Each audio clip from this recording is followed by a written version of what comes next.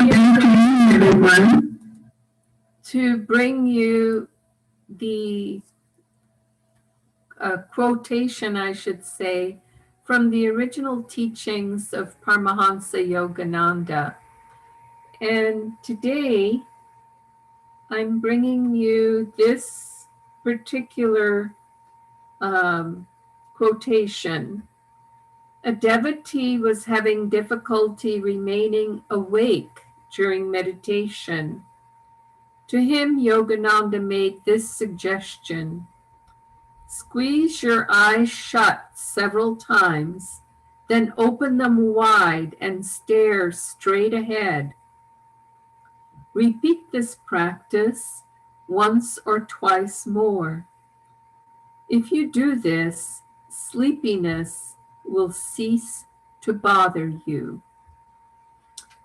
Well, it seems like a pretty simple suggestion to him. Squeeze the eyes shut and then open them wide and stare straight ahead.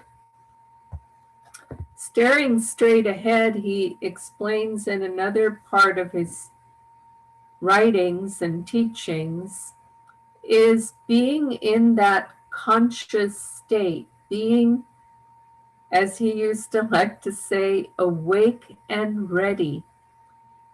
And the reason why this is so important during our meditation practices is because it takes high energy to be able to still the mind and still the heart.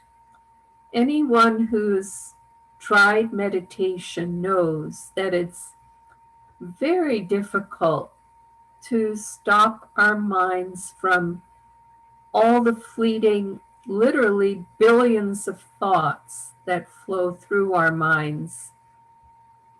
Some have to do, much has to do with past karma, but all of it has to do with the rajasic or active, restless tendency until we can curb the tendencies of the ego and live more in the presence of our own soul nature. The kingdom of heaven is within us, the teachings say, and it is truly within us, but we have to become still in order to experience it.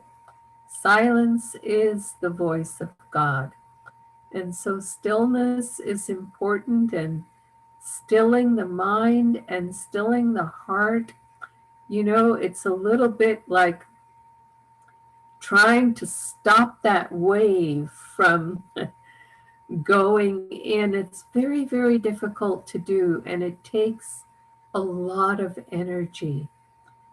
And so the practice that many people, or I should say the habit that many people have fallen into in their meditation, is they're tired and they, bob and weave and sleep, basically. They don't have to bob and weave. Believe me, they can sleep perfectly well sitting still. I've observed that through 50 years of group meditations. It takes all kinds of forms. But the fact remains that it's very important to stay awake. So get to sleep on time. Make sure you get enough hours of sleep in the night. In fact, you'll be able to sleep better if you've meditated before going to sleep, because you've already started stilling your mind. And hence, during the effort of trying to fall asleep, which never happens when we try to have it happen, it happens when we become completely relaxed. and our thoughts begin to calm down. Well, so it is that all of these things, a good night's sleep, um, getting to bed on time, not eating before meditation. There are many, many things that we can do to help us not be sleepy during our meditation, to stay awake and ready. And then this exercise that Yogananda gives when we do feel a sleepiness start to descend upon us, you might say, to squeeze the eyes like he suggests, to look straight ahead and then squeeze the eyes again and look straight ahead. Say, determine to yourself, this is my time with God alone, and I will not fall asleep, and stay awake and ready. And in the worst case scenario, if you try all of these things and you still find yourself sleepy, then it's almost better to get up from that meditation and try again when you're feeling less sleepy, so that you don't develop the habit of falling asleep during meditation, because it does become a habit.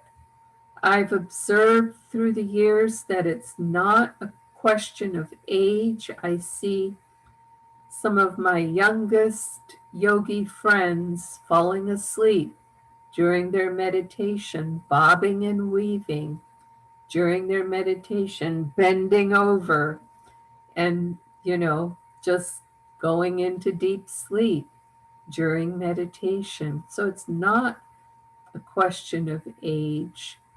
It's a question of commitment to staying awake and ready and communing inwardly with God, which means to still the mind and still the heart.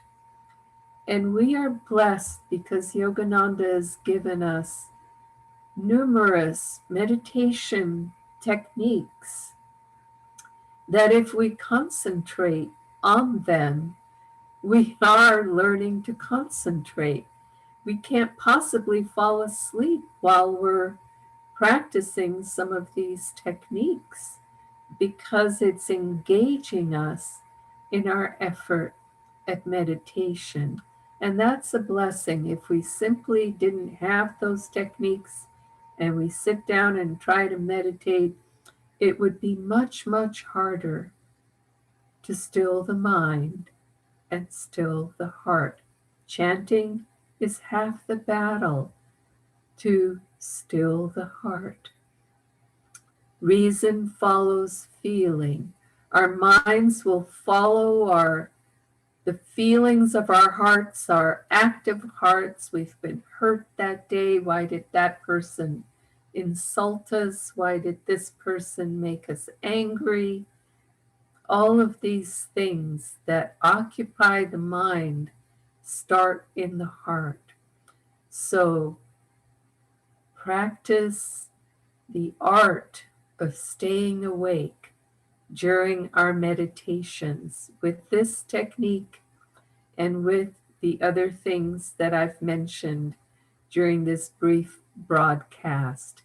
Joy to you, and we'll see you again tomorrow for the wisdom of Yogananda through his early writings and teachings. Blessings. Bye-bye now.